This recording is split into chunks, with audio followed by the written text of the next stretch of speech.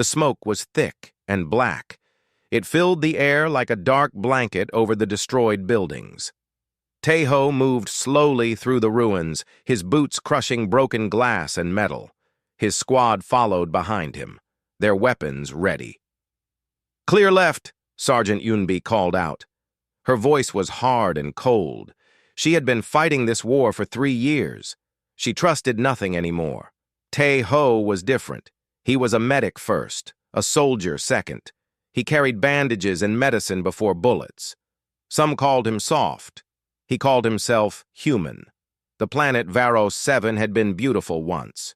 Now it was just another graveyard in the long war between humans and the Kiran. The Kiran were tall beings with pale violet skin and silver eyes. They were strong and proud. They had attacked Earth 5 years ago, and the fighting had never stopped. Taeho still remembered that first day. He remembered the ships in the sky. He remembered running with his little sister trying to reach safety. He remembered her hand slipping from his when the building fell. He could not save her. He was 17 years old and he watched his sister die. Now he was 29. He saved everyone he could. It was never enough to fill the hole inside him, but he kept trying. "Medic! We got bodies here!" one of the soldiers shouted. Taeho ran forward. The Kiran outpost was destroyed. Walls had fallen. Fires still burned in corners. Kiran soldiers lay dead everywhere. Their violet blood stained the ground. He checked each body, looking for life, looking for anyone to save. Then he heard it. A small sound, like a wounded animal. He followed the sound to a corner where a large piece of wall had fallen. Behind it, he found a dying Kiran soldier. The soldier was female, old, her body broken. She would not survive. But she was not alone. In her arms was a child, a small Kiran girl, maybe 6 years old. Her skin was pale violet like moonlight. Her silver eyes were closed. She was bleeding from her head. The old soldier looked up at Taeho. Fear filled her eyes at first. Then something changed. She saw the red cross on his arm, the mark of a healer. "Please," she said. Her voice was weak. She spoke in broken universal standard, the common language both species had learned. "Take her. Not soldier, just child, please." Taeho kneeled down. He looked at the little girl. She was so small, so helpless. "Taeho, what are you doing?" Yunbi appeared behind him. She saw the child and her face turned hard. "Leave it. We have orders." "She's dying," Taeho said. "It's an alien. She's a child." Yunbi grabbed his shoulder. "Command wants this area cleared. No survivors. If you take that thing, you're committing treason." The old Kiran soldier coughed. Blood came from her mouth. Her time was ending. "Please," she whispered again. "She is called Nuri, please." Taeho looked at the child. He thought about his sister, about her hand slipping away, about all the people he could not save. He made his choice. "Then I'm a traitor," he said. He took Nuri from the dying soldier's arms. The old woman smiled. A single tear rolled down her cheek. Then she closed her eyes and was gone. Yunbi cursed loudly. The other soldiers stared in shock, but Taeho did not care. He carried Nuri to a small room that was still standing. He laid her down gently and opened his medical bag. Her wounds were bad. The cut on her head was deep. Her arm was broken. Worse, her body was rejecting his medicine. Kiran biology was different from human biology. The things that healed humans made her sicker. Taeho worked without stopping. He cleaned her wounds with water instead of chemicals. He used cloth strips instead of medical tape. He set her broken arm using pieces of metal and fabric. Hours passed. The sun fell. Night came. His squad made camp outside, angry and confused. Yunbi checked on him every few hours. "She's still alive?" the sergeant asked, surprised. "Barely," Taeho admitted. He had not slept. His eyes were red. His hands were shaking, but he would not stop. 20 hours passed, then 30. Then 38. Nuri's fever finally broke. Her breathing became steady. Her small body stopped fighting and started healing. When she opened her eyes, she saw a strange creature looking down at her. A being with brown skin and dark eyes. A human. The enemy. She screamed. Tae-ho raised his hands slowly. He spoke in soft tones. She did not understand his words, but she understood his voice. It was gentle. It was kind. He reached into his pocket and pulled out a food bar. He broke off a piece and offered it to her. She stared at it for a long moment. Then slowly, she took it. She tasted it. It was sweet. While she ate, Tae-ho took out a food wrapper. His sister had taught him this long ago. His fingers moved, folding the paper again and again. When he finished, he held up a small paper crane. Nuri's eyes went wide. She had never seen such a thing.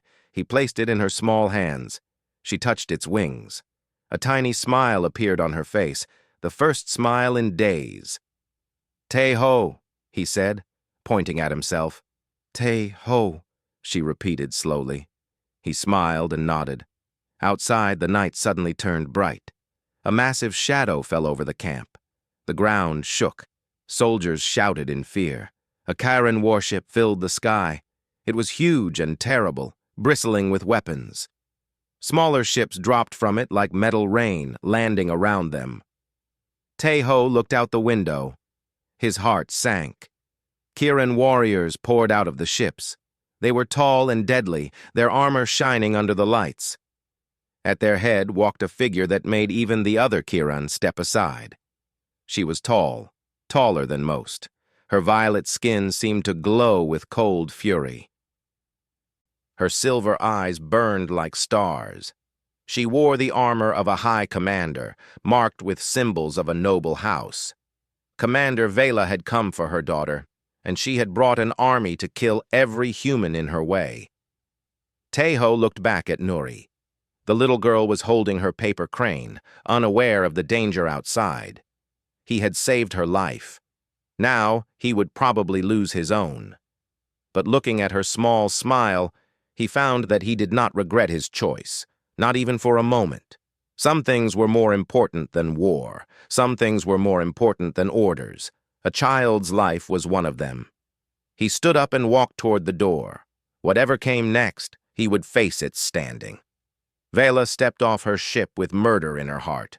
Her boots hit the ground hard. Her warriors spread out behind her like a wave of death. Every human soldier in the camp raised their weapons, but they knew the truth. They were outnumbered. They were surrounded. They would die here. Vela did not care about them. She cared about one thing only, her daughter, her Nuri. 3 days ago, she had received word that her daughter's transport had been attacked. The ship had crashed on Varos 7.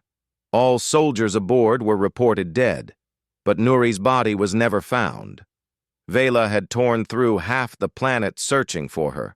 She had destroyed human bases. She had burned through enemy lines. Nothing would stop her. Nothing could stop a Chiron mother whose child was in danger. Now her daughter's life signal was coming from this place, this small, broken human camp. "Where is the child?" Vela demanded. Her voice was ice and fire together. Sergeant Yunbi stepped forward. Her face was pale, but she stood tall. "Commander, we found a child. One of my soldiers has been treating her wounds. She is alive." Vela's eyes narrowed. Alive. Her daughter was alive. But in human hands. Enemy hands. "Bring her to me," Vela commanded, "and bring me the human who touched her. He will die slowly." Yunbi hesitated. Before she could speak, the door of the small building opened. Tae-ho walked out alone. He had removed his weapons. His hands were empty and raised. He walked slowly toward the army of Chiron warriors, toward certain death, without fear on his face. Vela watched him approach. He was not tall. He was not strong-looking. He was just a simple human with tired eyes and blood on his clothes. Her daughter's blood. Rage exploded inside her. She moved fast, faster than human eyes could follow. In one heartbeat, she crossed the distance between them. Her blade appeared in her hand, the edge pressed against Taeho's throat, drawing a thin line of red blood. "Give me one reason," she hissed into his face, "why I should not cut you open right now." Taeho did not move. He did not beg. He looked directly into her silver eyes and spoke calmly. "Your daughter is inside. She is safe. She is healing. But if you move her now, her wounds will open again. She needs rest." "You dare tell me what my daughter needs?" Vela pressed the blade harder. More blood flowed. "I spent 38 hours keeping her alive," Taeho said. His voice remained steady. "I did not sleep. I did not eat. I worked until my hands shook because I could not let her die. So yes, I am telling you what she needs." Vela stared at him. No human had ever spoken to her like this. No human had ever looked at her without fear. Who was this creature? Before she could respond, a small voice called out from the building. "Mother!" Vela's heart stopped. She knew that voice better than her own heartbeat. Nuri appeared in the doorway. Her head was wrapped in bandages.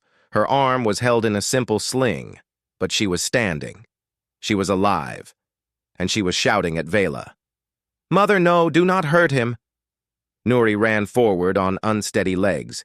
"He is good. He saved me. He made me a bird." She held up the paper crane in her small hand. It was crushed and torn from being held so tightly, but she showed it to Vela like it was the greatest treasure in the universe. Vela lowered her blade. She could not think. She could not breathe. Her daughter was defending a human. Her daughter was calling the enemy good.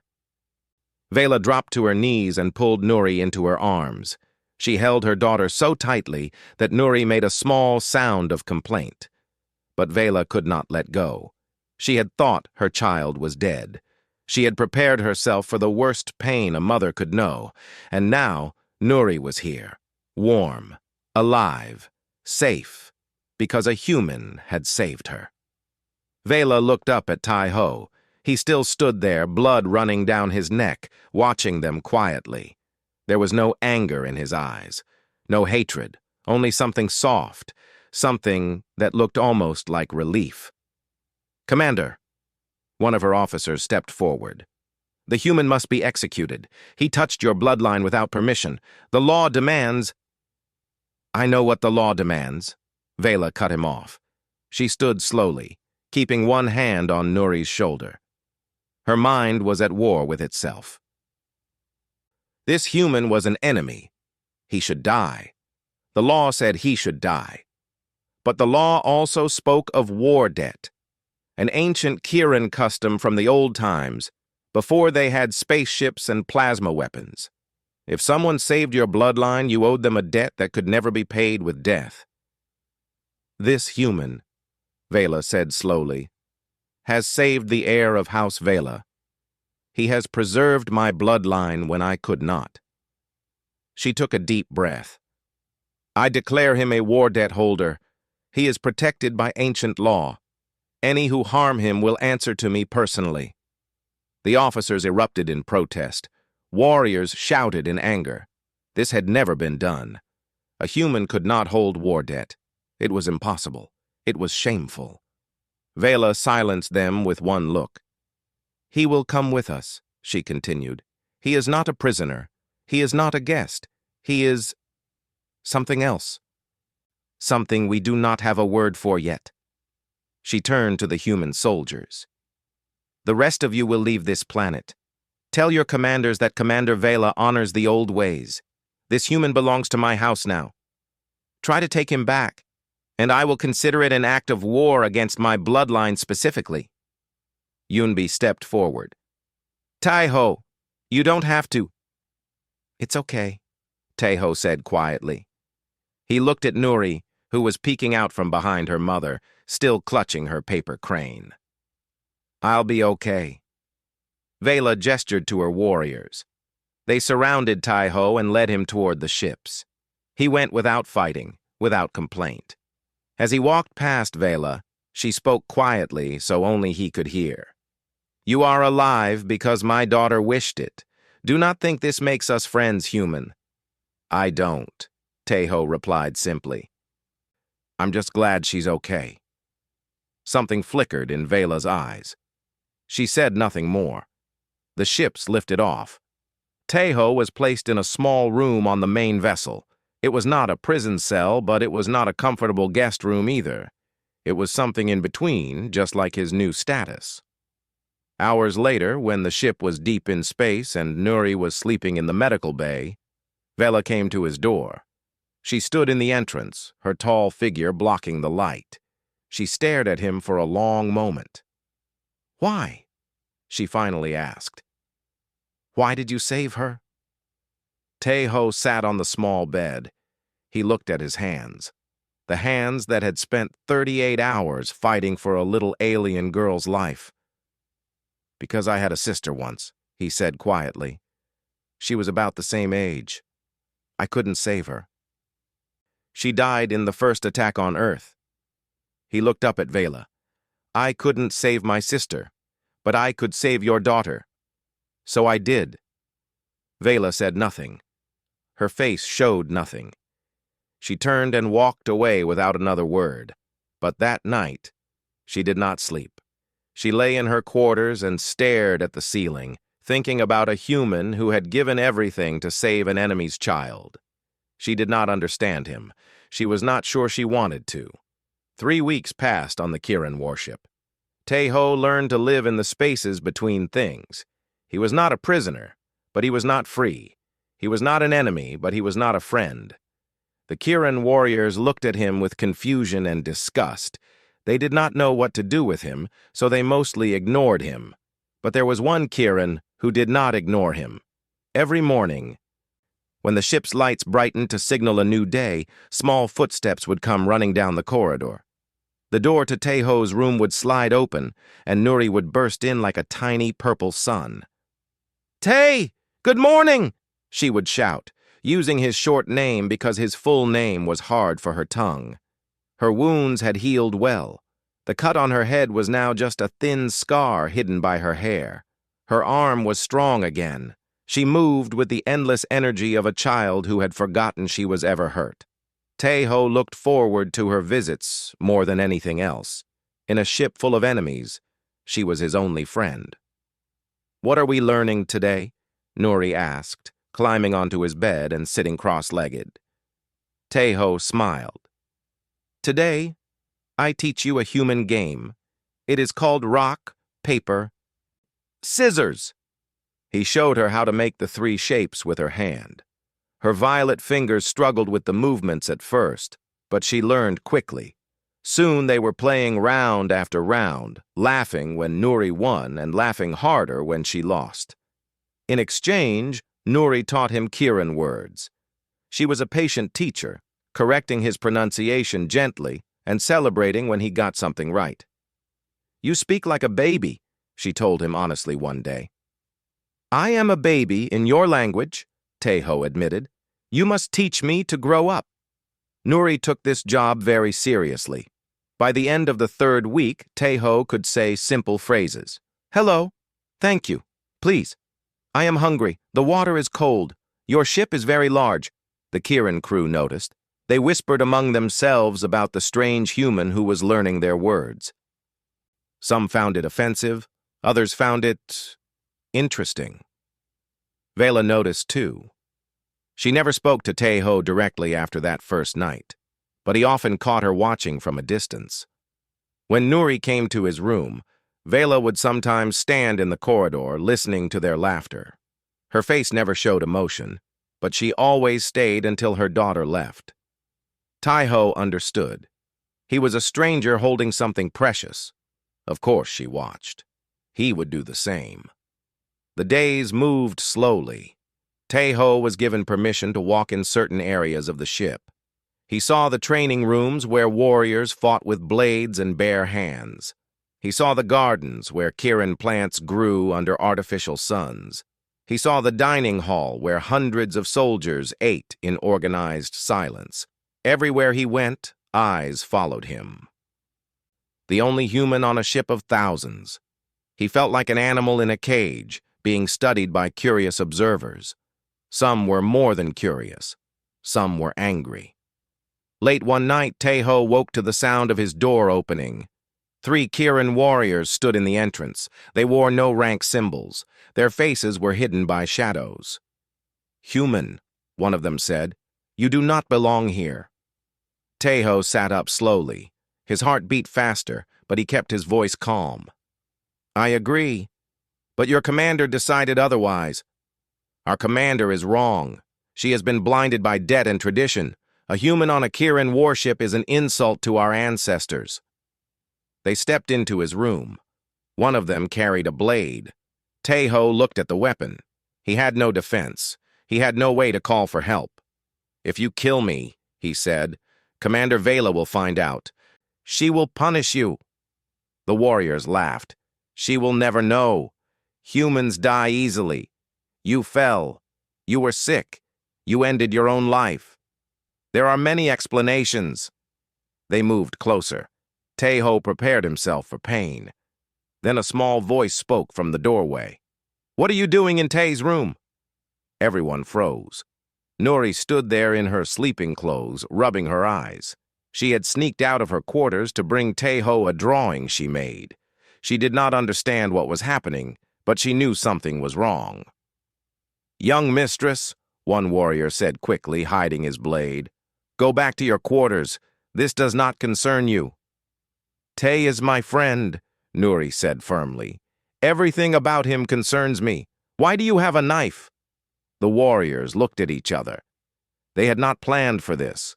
Killing the human was one thing.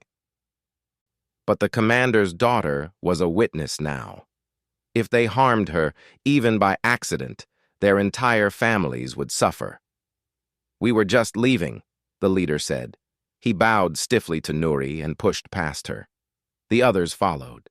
When they were gone, Nuri ran to Taeho and hugged him tightly. "Were they trying to hurt you?" she asked, her voice shaking. Taeho held her gently. "It's okay. They're gone now. I'm fine." But he knew they would be back. Tonight or another night. They would not stop until he was dead. He was right to worry. 2 nights later, the attack came again. But this time it was not just for him. He was walking Nuri back to her quarters after dinner when the lights went out. Emergency red lighting filled the corridor. Then 3 dark figures appeared ahead of them. These were not the same warriors. These were different. Their armor was marked with strange symbols. They belonged to a rival faction within the Kirin Dominion, a group that wanted Vela's house to fall. They did not want to kill Taeho. They wanted Nuri. "The hybrid lover's daughter," one of them said coldly. "With her gone, House Vela will be broken. The impure bloodline ends tonight." Nuri screamed and hid behind Taeho.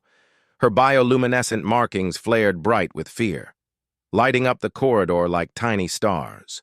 Taeho had no weapon. He had no armor. He was one human against 3 Kirin killers. But between them and Nuri, he was everything. "You want her," Taeho said, spreading his arms wide to block their path. "You go through me." They laughed and attacked. Taeho fought like he had never fought before. He ducked under the first blade and threw himself at the attacker, knocking them both to the ground. The second attacker kicked him in the side. He felt ribs crack. The third grabbed his arm and twisted it until he screamed.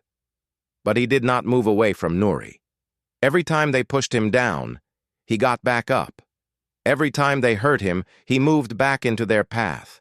He was human. He was weak. He was breakable. But he would not stop. One of the attackers raised a plasma gun. The shot hit Taeho in the back. He felt fire spread across his skin. His legs gave out. He fell to the ground. But even then, even burning, he crawled in front of Nuri and covered her with his body. "Run!" he whispered to her. "Find your mother! Run!" Nuri was crying. Her whole body was glowing with terror, but she did not run. She held on to Taeho and screamed for help with all her strength. The scream echoed through the ship, and someone heard. The wall exploded inward. Vela came through like a storm made flesh. Her blade moved so fast it was invisible. In 3 seconds, 2 attackers were dead. The third tried to run, but Vela caught him by the throat. "Who sent you?" she demanded, her voice terrible. The attacker spat at her. She broke his neck with one hand and let him fall. Then she saw Tae-ho. He was on the ground, barely conscious. His back was a mess of burned flesh. Blood pooled beneath him, but he was still positioned over Nuri, still shielding her with what was left of his body. Vela felt something break inside her chest, something she had kept frozen for years. "Medical team to Corridor 7, she said into her communicator. Her voice was steady, but her hands were shaking. "Maximum priority. Now." She knelt beside Tae-ho. Nuri was still clinging to him, sobbing. "He saved me, Mother," Nuri cried. "Again. He saved me again." Vela looked at the human who had bled for her daughter twice, who had stood against killers with no weapon and no armor, who had protected Nuri with nothing but his own breakable human body. She lifted him gently into her arms. He was lighter than she expected, so fragile, so impossibly brave. "I know," she whispered. "I know he did." She carried him to her personal medical bay, the place reserved only for family, and she stayed by his side until he woke. Tae-ho woke slowly, like rising from deep water. His body hurt in places he did not know could hurt. His back felt like it was still on fire, though the flames were gone. He opened his eyes and saw a ceiling he did not recognize. The room was large and beautiful, decorated with flowing fabrics and soft lights. This was not his small quarters. This was somewhere important. Then he saw Vela. She sat beside his bed, her tall form still as a statue. Her silver eyes were fixed on him. For a long moment, neither of them spoke. "How long?" Tae-ho finally asked. His voice was rough and weak. 4 days, Vela said. "Your body almost died 3 times. Human medicine alone could not save you. We had to use Kiran treatments. You may find some things different." Tae-ho tried to lift his hand and realized he could see faint violet lines running under his skin, like thin rivers of color. Kiran blood mixed with his own. "You put Kiran blood in me? It was that, or let you die." Vela's voice was flat.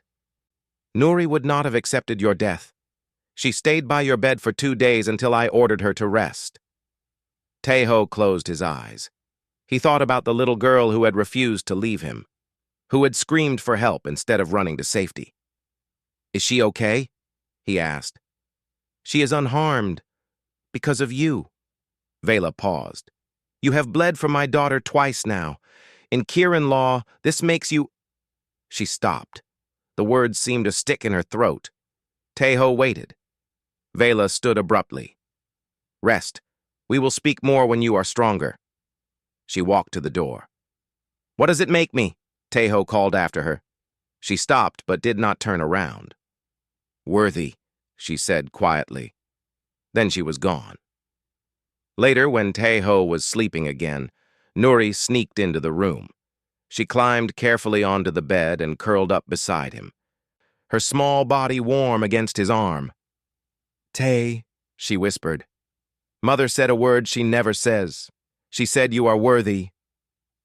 Tae-ho stirred, but did not wake. Nuri smiled and closed her eyes. For the first time since the attack, she felt safe. 2 weeks later, the galaxy changed. The war between humans and the Kiran Dominion came to a pause.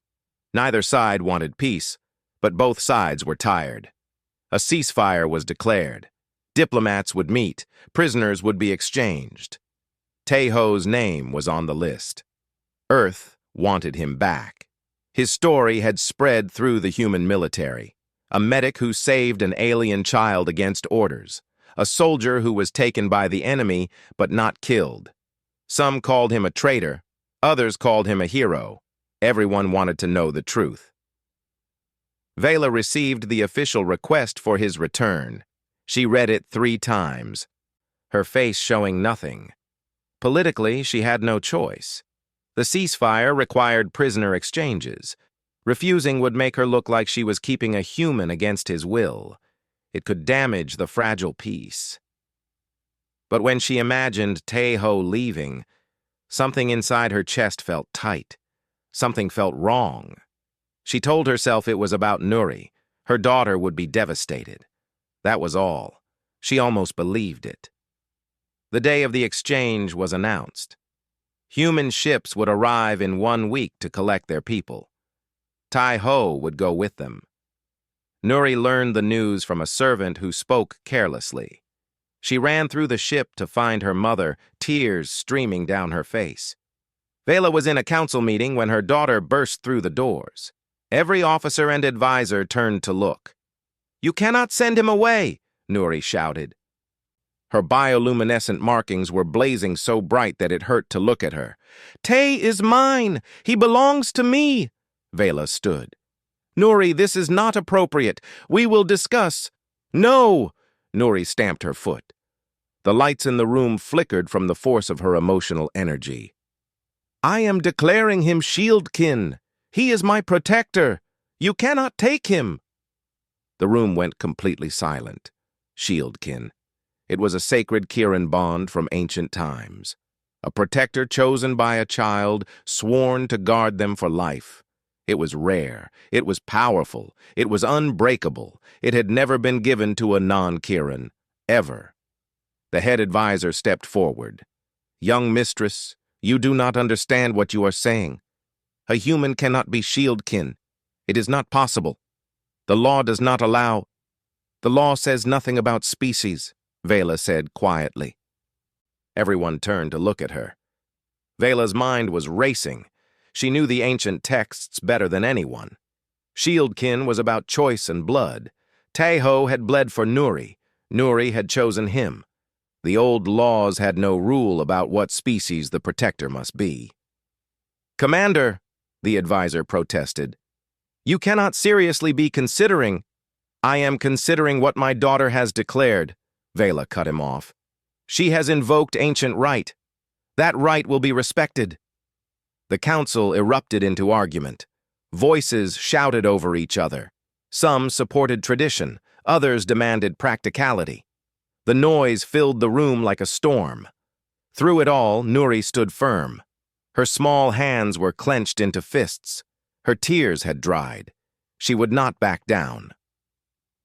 Later that night, when the shouting was done and the council had been dismissed, Vela went to Tai-ho's room. He was sitting on his bed looking out the window at the stars. The violet lines in his skin glowed faintly in the darkness. "You heard?" Vela asked. "I heard some of it," Tai-ho admitted. "Nuri came to tell me the rest." Vela sat down across from him. She looked tired, more tired than he had ever seen her. "If you accept the Shieldkin bond," she said slowly, "you will be bound to my daughter for life. You will be expected to protect her, train her, guide her. You will be part of House Vela. Part of—" She hesitated. "Part of my family?" Tae-ho was quiet for a long moment. "And if I don't accept?" he asked. "Then you return to Earth in 3 days. You go back to your people, your war, your life." Vela looked at him directly. "I am not keeping you here against your will, Tae-ho. This must be your choice." Tae-ho thought about Earth, about his squad, about Yunbi and the other soldiers who had watched him leave. He thought about the home he had not seen in months. Then he thought about Nuri, about her laughter and her drawings and the way she held on to him when she was scared. He thought about the paper cranes he had taught her to fold, about the Kirin words she had taught him to speak. He thought about Vela, about the warrior who had held a blade to his throat, then carried him to safety when he was dying, about the mother who watched from corridors pretending not to care, about the woman who had said he was worthy and then walked away like the word had burned her mouth. He looked at her now, at her silver eyes that were usually so cold. There was something different in them tonight. Something almost like hope, almost like fear. "Can I ask you something?"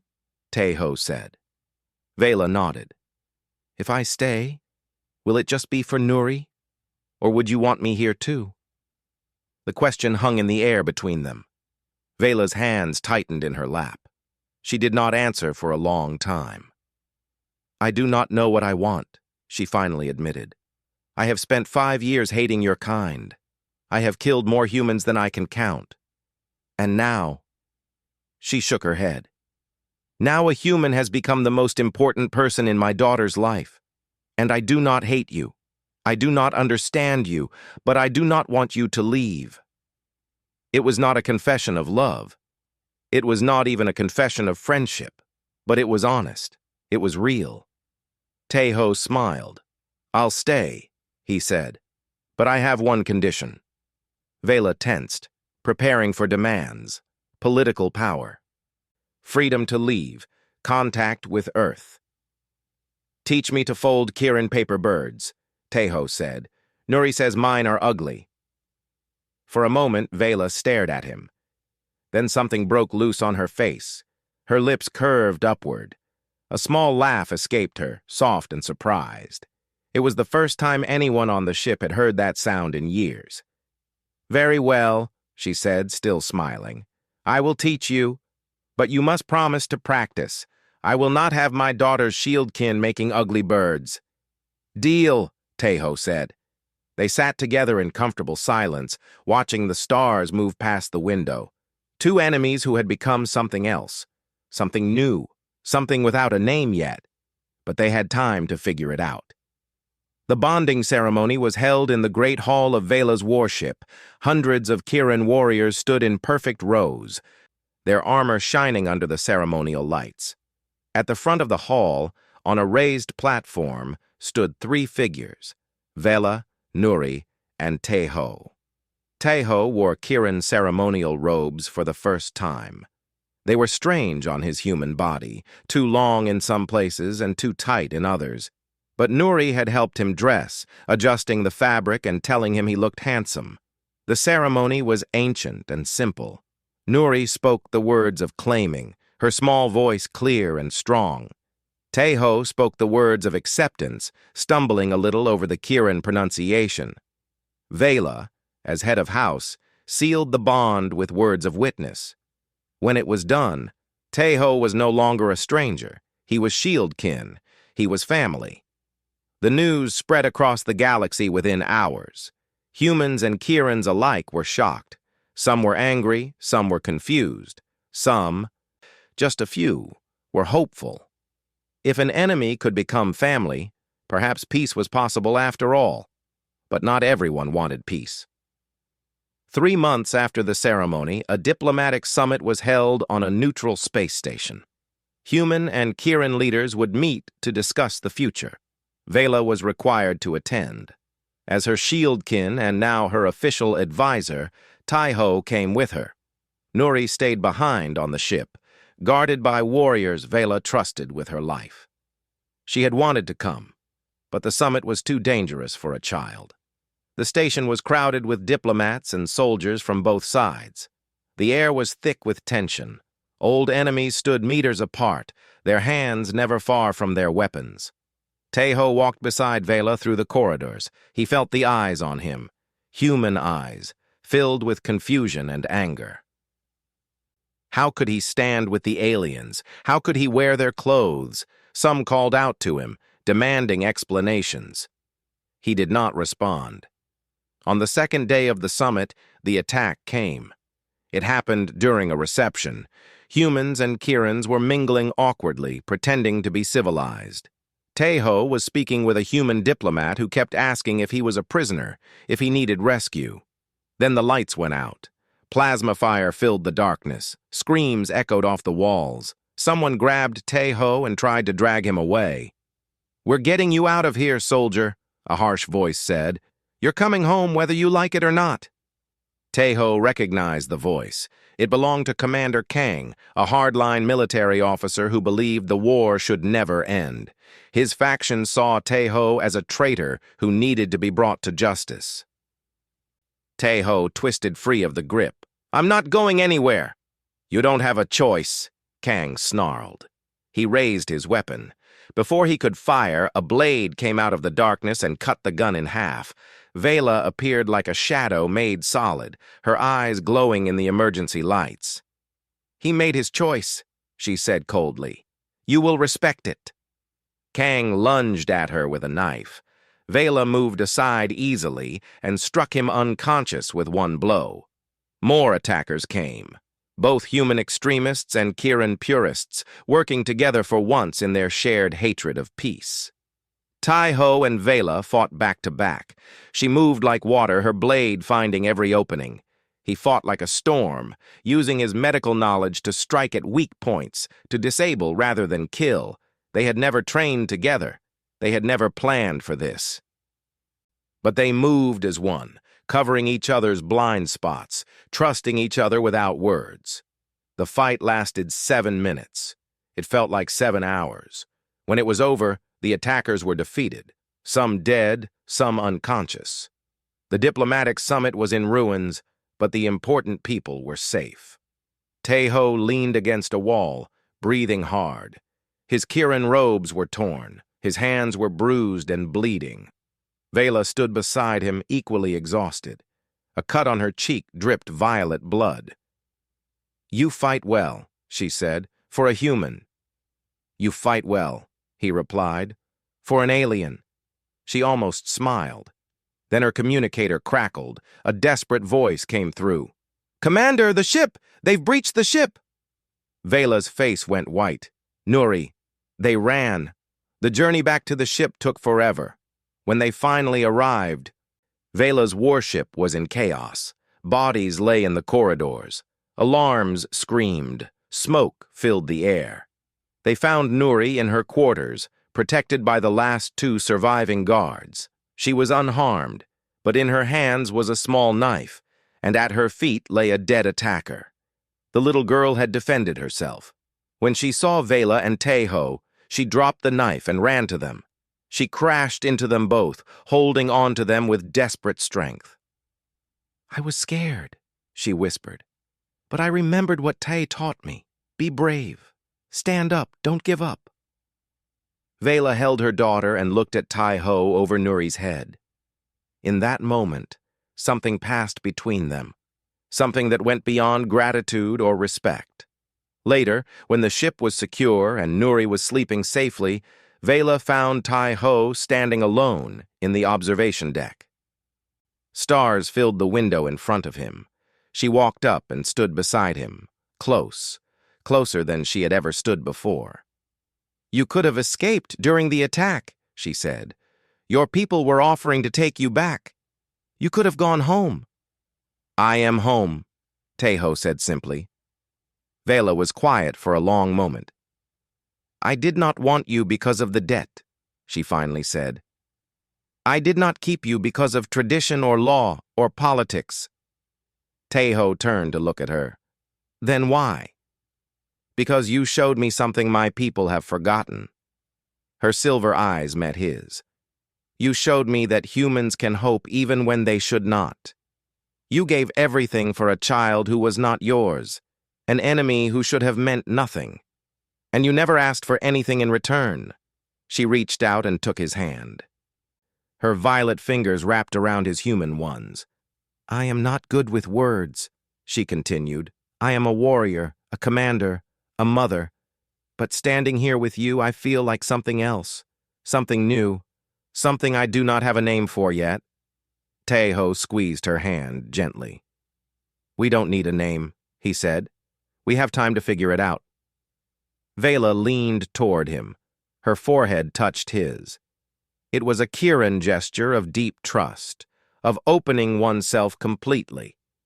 They stood there in the starlight, 2 people from different worlds, holding on to each other. 1 year later, the galaxy was different. The ceasefire had become a true peace treaty. Not because leaders wanted it, but because people demanded it. The story of a human medic who saved an alien child had spread everywhere. It had become a symbol, a hope, a proof that hate could become love. Tai-Ho now served as a cultural liaison between species. He traveled between human and Kieran space, helping people understand each other. Vela was his official counterpart, though everyone knew they were more than colleagues. Nuri started school on a joint human-Kieran space station. She was the first child of a noble house to learn alongside human children. Some thought it was a scandal. Others thought it was the future. Every day, she carried a paper crane in her pocket, the one Tai-Ho had made for her on that battlefield so long ago. It was old and worn, held together by tape and love. One afternoon, Tai-Ho stood in front of a classroom. 30 children looked up at him. Half were human, with their soft skin and round eyes. Half were Kieran, with their violet skin and silver eyes. All of them were curious. "Today," Tai-Ho said, holding up a piece of paper, "I'm going to teach you something my sister taught me a long time ago. How to fold a paper crane." The children watched eagerly as his fingers moved. The paper twisted and turned, becoming wings and head and tail. When he finished, he held up the crane. The children gasped with delight. "The crane means hope," Tai-Ho explained. "It means that even when things are broken, we can make something beautiful." He handed out paper to the children. Small hands, human and Kieran, reached out together. From the doorway, Vela watched. Nuri stood beside her, holding her mother's hand. "Mother," Nuri said softly, "do you think Tai is happy?" Vela looked at the human man in front of the classroom. He was laughing as a small Kieran boy showed him a very crooked crane. He praised the boy's effort and helped him fix the wings. "Yes," Vela said. "I think he is." Nuri tugged on her hand. "Mother, can I ask you something?" "Always." "Is Tai my father now?" Vela looked down at her daughter. Then she looked back at Tai-Ho. He had glanced toward the doorway and was smiling at them both. A warm, gentle smile that made something flutter in Vela's chest. She thought about the question. A year ago, she would not have known how to answer. Now the answer felt as natural as breathing. "That depends," she said. "Would you like him to be?" Nuri's face lit up brighter than all her bioluminescent markings combined. "Yes," she said. "Yes, I would." Vela smiled. She raised her hand and gestured for Tai-Ho to come over. He said something to the children and walked to the doorway. "What's wrong?" he asked. "Nothing is wrong," Vela said. She took his hand in hers. "Nuri has a question for you." Nuri looked up at him with her wide silver eyes. "Tai," she said seriously, "will you be my father, officially, forever?" Tai-Ho looked at the little girl, then at the woman standing beside her, two people who had started as enemies and become his entire world. He kneeled down so he was at Nuri's height. "I would be honored," he said. Nuri threw her arms around his neck. Vela put her hand on his shoulder. For a moment, the three of them stayed there together, a family built from war and pain, held together by hope and love. Behind them in the classroom, human and Kieran children laughed and played together, their paper cranes scattered across their desks like promises of a better tomorrow. The war was over. The healing had begun. And it had all started because one man refused to let a child die, even if that child belonged to the enemy.